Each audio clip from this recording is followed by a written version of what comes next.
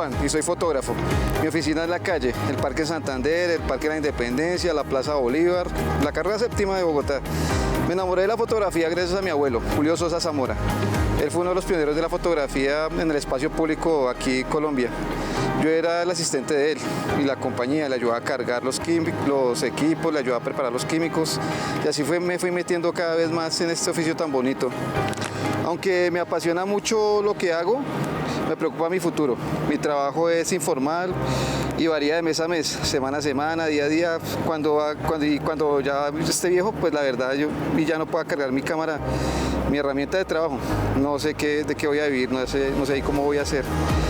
Yo creo que la posibilidad de tener un empleo formal es ya un privilegio al que no todos podemos acceder, ¿sí? No todos tenemos esa oportunidad. Por eso es importante trabajar por las oportunidades, por mejorar las condiciones de personas como mi persona, ¿sí? Que vivimos el día al día, ahí que estamos a la inclemencia de la calle. Que la gente se ponga en los zapatos de nosotros, los trabajadores informales, para ver la importancia que tiene este tema.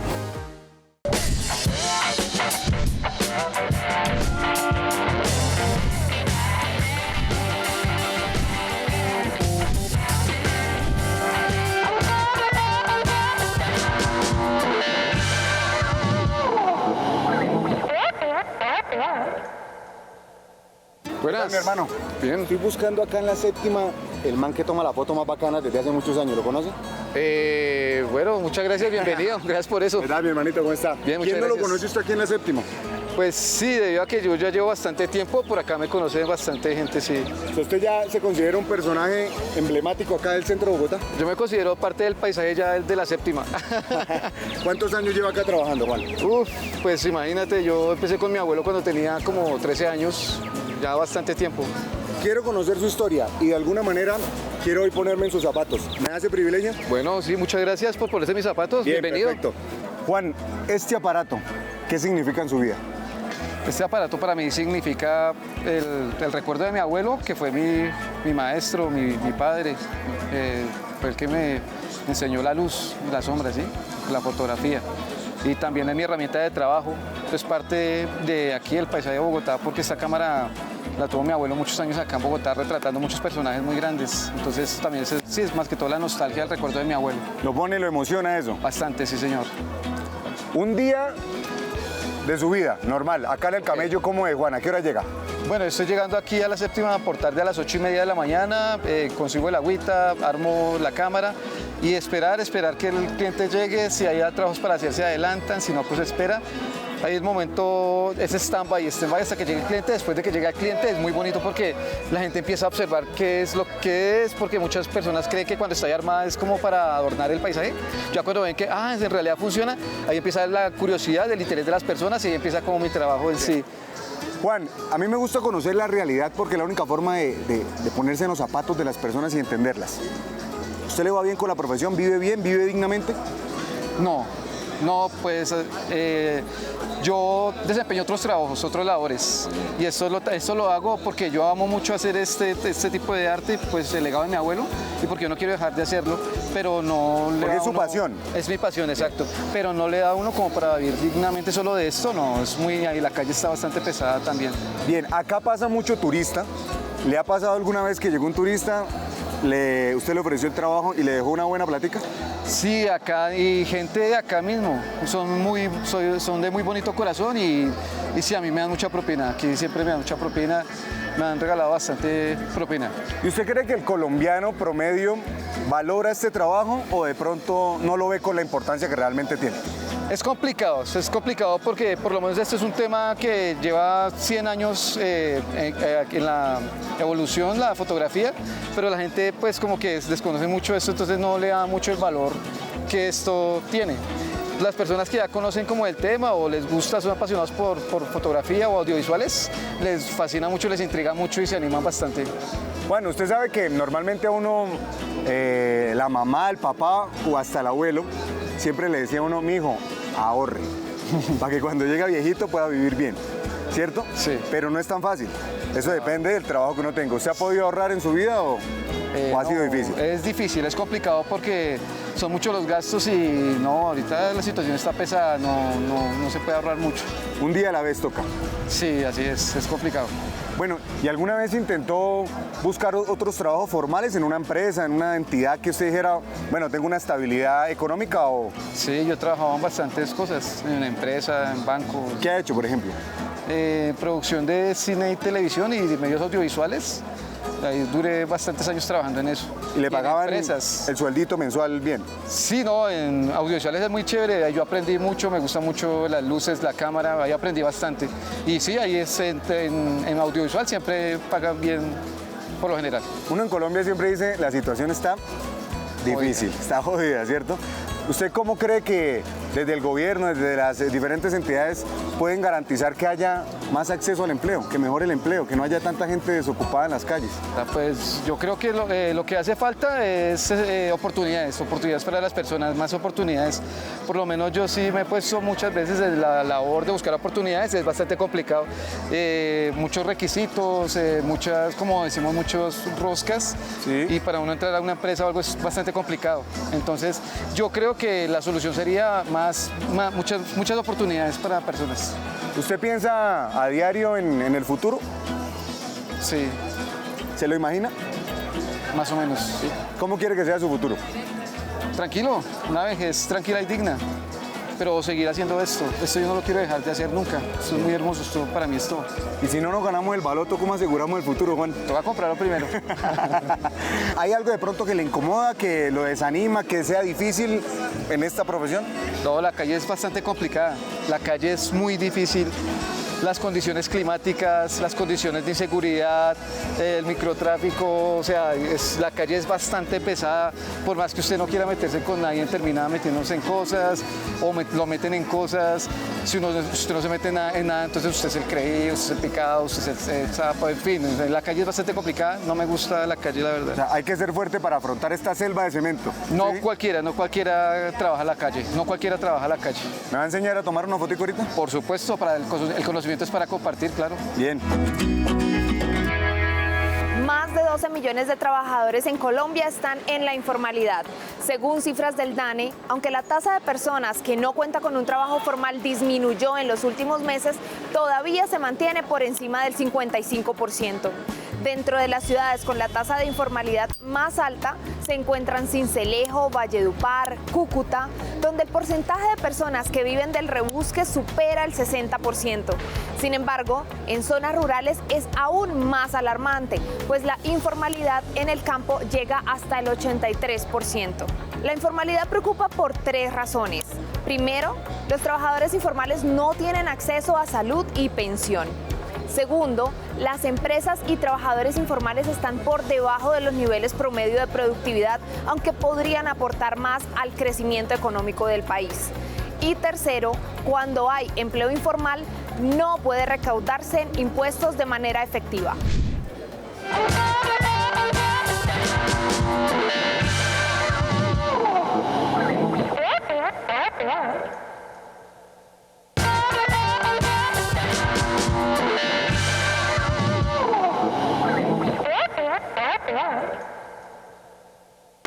Todo lo que tiene que ver con el trabajo, con el empleo en Colombia está directamente relacionado con lo que pasa aquí, en el Congreso de la República. Es decir, todas esas propuestas que están en el papel y que quieren convertirse en ley, tienen que ser obligatoriamente debatidas tanto por representantes como por senadores. Hoy quiero invitarlos, acompáñenme al Congreso a hablar con los representantes sobre lo que están haciendo para mejorar las condiciones de los trabajadores en Colombia. Representante María Fernanda Carrascal, ¿cómo está? César, mucho gusto. El trabajo que se le viene es el más importante de la vida, ¿no? Así es. ¿Ya está preparada? El trabajo que se me viene, que es la maternidad, sí es el más importante de la vida. Creo que uno de los más retadores. Estamos preparándonos para ese asunto, sobre todo desde el Congreso de la República, abriéndole más espacios a las mujeres trabajadoras, a las madres y a las maternidades trabajadoras. ¿Y usted cree que es el trabajo no pago más lindo de la vida? Definitivamente sí, y por eso estamos luchando no solamente en la agenda de la reforma laboral, la cual lidero como coordinadora ponente, sino también en toda mi agenda legislativa, y es que se reconozcan las labores del cuidado, que se reconozcan las labores del cuidado no pago, que se redistribuyan esas labores y que en definitiva las mujeres tengamos una posibilidad de ser bien remuneradas y de ser reconocidas como las cuidadoras que hemos venido siendo desde Bien, siempre. pero en Colombia hay mucha informalidad. Así es. ¿Cómo se combate a través de la reforma laboral? Bueno, en definitiva, la reforma laboral busca dignificar la vida de los trabajadores, de las trabajadoras, mejorar sus condiciones, no solamente en carácter individual, sino colectivo, sus derechos, por ejemplo, la libertad sindical. Es mentira cuando dicen que es que queremos que todo el mundo sea sindicalista y se tengan que afiliar a un sindicato, todo lo contrario, sino que puedan ejercer libremente sus derechos. Sin embargo, también estamos pensando en esa informalidad creciente en el país y sabemos que a través de la reforma laboral por lo menos 1 millón de personas trabajadoras se pueden formalizar. ¿Quiénes son? Unos nichos muy específicos, por ejemplo, las trabajadoras del servicio doméstico, los migrantes, las personas que tienen contratos de aprendizaje, es decir, esto le va a hacer mucho bien a los jóvenes y a las jóvenes que trabajan en el SENA para que sean reconocidos como trabajadoras, por lo menos unos 680.000 jornaleros y jornaleras, es decir, podemos saldar una deuda histórica que tenemos con el campo, esas personas que trabajan en el primer eslabón de la cadena de producción del campo, pues van a ser reconocidas. 3 puntos claves de la reforma laboral. Sé que está el tema de los extras, de los dominicales. 3 puntos claves, ¿cuáles son? Eso es clave y es hermosísimo además porque hace 20 años, 22 años para ser exactos, le quitaron a los trabajadores y trabajadoras a través de una reforma laboral de Álvaro Uribe Vélez 2 derechos conseguidos muy importantes. Uno, el derecho a tener dominicales y festivos, que es el mismo día de descanso. No necesariamente todos los trabajadores descansan los domingos, un día a la semana. Si usted trabaja ese día a la semana, ya no le pagarán el 75%, sino el 100% de su día. Eso ya lo aprobamos en primer debate. Y en primer debate también aprobamos la posibilidad de recuperar 2 horas de la jornada nocturna. Hoy se cuenta la jornada nocturna a partir de las 9 de la noche. Si aprobamos la reforma laboral tal como viene, sería a partir de las 7 de la noche. Esto mejora la capacidad adquisitiva de los trabajadores y trabajadoras que ejercen sus funciones en las noches. Esa es una clave. Por último, ¿está muy camelluda esta reforma para que pase o cómo la ve? Todas son camelludas. Pero yo creo que lo más importante que hemos hecho, César, es no solamente lo que hemos trabajado en el legislativo, este año que ha sido muy arduo sobre la reforma laboral, nosotros empujando de todas las maneras posibles, sino lo más lindo, César, es que se está hablando de derechos laborales en las calles. Para mí ese es el triunfo más importante, no solamente del gobierno del cambio, esta reforma es del gobierno, sino también de nosotros como legisladores y en general. Es una victoria de los trabajadores y las trabajadoras que organizados han buscado que esta reforma se dé. Más allá de sus 16 artículos aprobados, más allá de lo que pase con esta reforma, yo me siento muy orgullosa de que hoy estemos hablando en todas las redes sociales, en todos los espacios sobre abuso y acoso en el mundo del trabajo, cosa que no se hablaba hace muchísimo tiempo. Se normalizaron tantas prácticas, todos los días aparece un video nuevo sobre un trabajador que está pidiendo, por ejemplo, su liquidación y no se la pagan, sus extras y lo golpean. Hay un presunto caso reciente, recién pasó en Cali y nosotros estamos muy contentos, yo en lo particular que además soy hija de una persona trabajadora, de la clase media trabajadora y además que fue sindicalista y luego se convirtió en empresaria. Me siento muy orgullosa de donde vengo y me siento muy orgullosa de representar a las familias trabajadoras aquí en el Congreso y de que las personas movilicen sus conciencias. No es justo que a nadie se le pague menos. No es justo que le digan póngase la camiseta o que le doy el almuerzo para no pagarle lo que merece. Son los trabajadores y las trabajadoras quienes con su trabajo diario generan la riqueza, no es el contrario. A la par de la reforma laboral está la reforma pensional. ¿Qué tan necesaria hoy es en Colombia? Supremamente necesaria porque tenemos un sistema pensional que pensiona a muy poca gente, pero que además compite. Hay un régimen público en el que se llama Colpensiones, en el cual hay un ahorro intergeneracional, o más bien una responsabilidad intergeneracional donde los más jóvenes cotizan, o la gente que todavía está en edad productiva cotiza para que se le pueda pagar a la gente que ya se pensionó. Y un ahorro un régimen de ahorro individual con fondos privados en donde se ahorra cada quien lo que trabajó, cada quien lo que pudo ahorrar. Lo que estamos proponiendo con la reforma pensional es que ese primer pilar, ese régimen de prima media, amplíe la base de cotizantes para que se puedan subsidiar programas para personas que nunca pudieron cotizar, que no tuvieron oportunidades laborales fijas, formales, y que por tanto están desamparadas. Así que esta reforma pensional amplía la posibilidad de que trabajadores informales nos ponemos en sus zapatos y esos trabajadores puedan acceder a un ahorro o puedan acceder al pilar solidario, que es en su vejez tener un acceso a un pequeño bono pensional que hoy está tasado en cerca de 230,000 pesos, pero en el que en la medida en que se amplíe la cantidad de cotizantes a ese pilar solidario, a ese régimen de prima media, se puede financiar ese pilar solidario mucho más. Un trabajador informal como Juan, nos pusimos en los zapatos de él, pero representante, a ver, este es un tema personal. Cuando voy en la calle y veo a un adulto mayor trabajando de manera informal, vendiendo bonais en las esquinas, bombones, bueno, mil cosas, a veces le duele a uno, primero el ser humano, pero después difícil ver que llegaron a una edad en la que no tienen una estabilidad económica. Así es. Esta reforma pensional a lo que nos convoca es a un sentido de responsabilidad con nuestros adultos mayores, a un sentido de gratitud con quienes lograron sostener el país durante años para que hoy tengamos el país que tenemos, a un sentido además de ética, de solidaridad con la gente más vulnerable, con la gente que ya está saliendo del mercado laboral, que ya salió del mercado laboral y que o que nunca estuvo en el mercado laboral y que por tanto no tiene una pensión. Así que es una reforma que beneficia sobre todo a los más vulnerables, a la gente de más bajos recursos, a la gente que no pudo cotizar nunca en el sistema de seguridad social por la informalidad.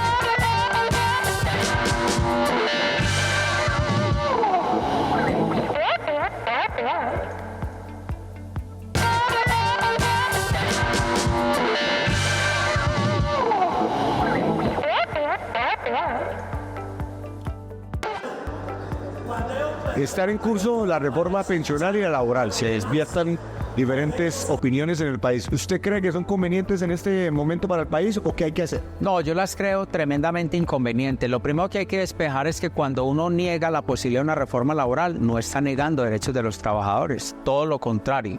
La laboral, en nuestra opinión, en la forma como está concebida, crea una suerte de privilegios para un sector de trabajadores o de sindicatos, pero no de todos los trabajadores. Y lo que puede conducir es a crear informalidad, que es una de las luchas que uno tendría que tener. Sacar trabajadores de la informalidad, formalizarlos. Pero el texto como está crea todo lo contrario, porque es más difícil contratar, porque es más difícil generar empleo, porque es más difícil cumplir todos esos requisitos. El papel puede con todo, pero si se aprieta demasiado, pues termina, digamos, destruyendo la posibilidad de crear esos empleos formales en Colombia. Yo creo que hay que encontrar maneras de contratación que permitan flexibilización. Flexibilizar contratación no es, digamos, ir en contra de derechos laborales. Flexibilizar es permitirle que una persona que tenga la capacidad de trabajar solamente 5 horas porque el resto la tiene que estudiar o ocuparse de otra función, pues precisamente esas 5 horas las pueda trabajar formalizado, no por fuera de la formalidad. Pueda cumplir con la seguridad social, le puedan pagar todas sus garantías sociales, pero cuando usted dice hoy que eso va a ser así por horas, pues casi que parece una herejía, eso no debería ser de esa forma. Las que generan diferentes opiniones en el país, que son la reforma laboral y la reforma pensional, no son las únicas que están buscando mejores condiciones para trabajadores como usted o como yo. También hay otras iniciativas que avanzan en el Congreso que buscan y que tienen el mismo objetivo y que ustedes conocerán a continuación. Representante, en Colombia es muy popular que las personas mayores, por ejemplo nuestros padres, digan: mijo, a esta edad, ¿quién me da trabajo? ¿Cómo se le garantiza la estabilidad laboral a las personas mayores en Colombia?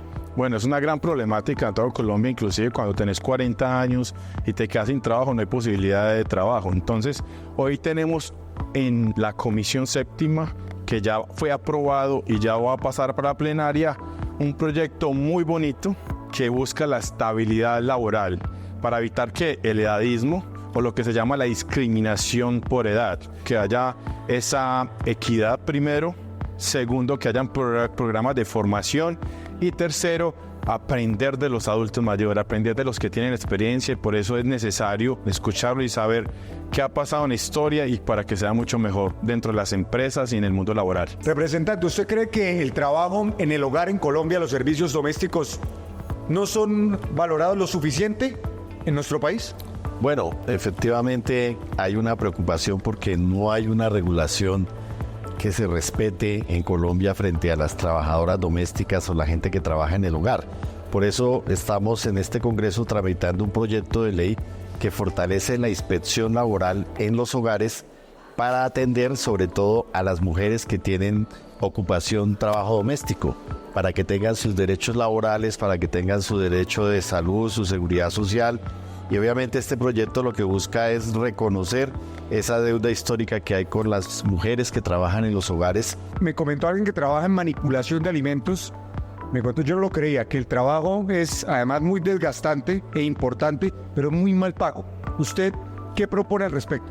Bueno, como usted muy bien lo dice, mire, en Colombia hay cerca de 50.000 personas, hombres y mujeres, el 95% mujeres que se desempeñan como manipuladoras de alimentos, que son quienes sirven las raciones del menú en la operación de los programas de alimentación escolar que se ofrecen en 97 entidades territoriales certificadas en educación en Colombia. A ellas las vinculan con toda la vulneración de los derechos y garantías laborales. No las capacitan, no les dan dotación, no les pagan un salario, no tienen prestaciones sociales, no tienen seguridad social. A la mayoría las vinculan a través de una modalidad que se llama voluntariado, en donde les pagan por ración y eso lo dividen entre el número de manipuladoras que estuvieron de turno, por decirlo de alguna manera, y adicionalmente les pagan tarde, no les pagan ni si no les hace una liquidación mensual. Entonces, ¿qué estamos proponiendo?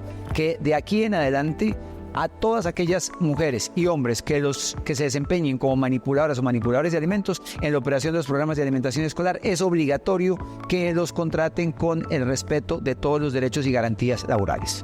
Pero hoy en día cursa en el Congreso de la República el proyecto de ley 074 del 2022 de Cámara, que hoy cursa en el Senado de la República, que aspiramos que le den debate para que pueda avanzar de mejor forma y antes del 20 de junio poder tener esta herramienta legislativa al servicio de más de 3,5 millones de colombianas y colombianos mayores, hombres de 65 y mujeres de 60, que puedan tener ese beneficio del Estado.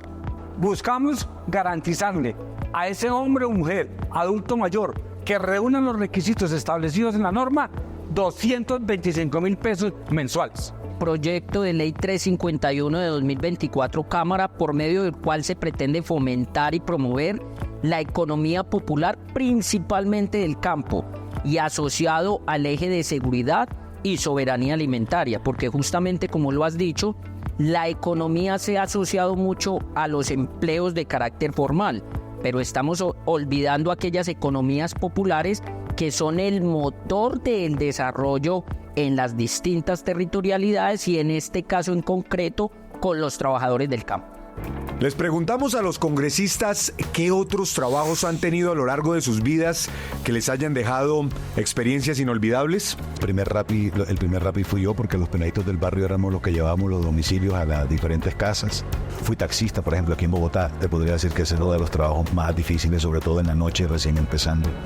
En el día era actor y en la noche era taxista. El trabajo que más desafío me ha costado ha sido cuando migré, cuando me tuve que ir a Suiza y después de unos años de maternidad comencé a trabajar en lo que saliera y tuve que limpiar restaurantes. Ese fue un trabajo desafiante porque me obligaba a enfrentar también algunos estigmas de clase, de sociedad. Estuvimos cargando caja en la mayorista, entregando pedidos, atendiendo a la gente y ha sido muy chévere, un trabajo que merece esfuerzo, pero también que vale la pena de decir, venga, hay que ser berraco en la vida también y salir adelante. Bueno, tuve un trabajo que era de vendedora de cocinas industriales, pero en ese lugar donde yo trabajaba era sola. Entonces, en la oficina a mí me tocaba llegar a las 7 de la mañana, organizar la sala de exhibición de las cocinas y sacar las cocinas a la puerta del lugar donde nosotros la vendíamos. Pero como eran cocinas industriales de restaurantes, de empresas,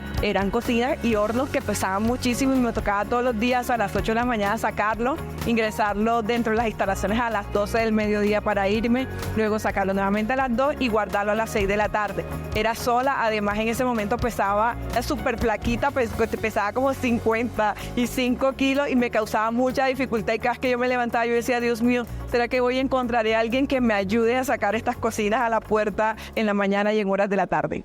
Estuvimos en los zapatos de Juan Sosa, un trabajador colombiano como millones que todos los días honestamente se rebuscan el sustento, la platica para llevar a sus casas, para alimentar a sus familias. Y además estos trabajadores formales e informales se ven representados por las iniciativas que están hoy cursando en la Cámara de Representantes. Nos vemos en un próximo episodio de En los zapatos de, un compromiso de la Cámara de Representantes dentro de su plan de acción por un Congreso más abierto y transparente. Chao.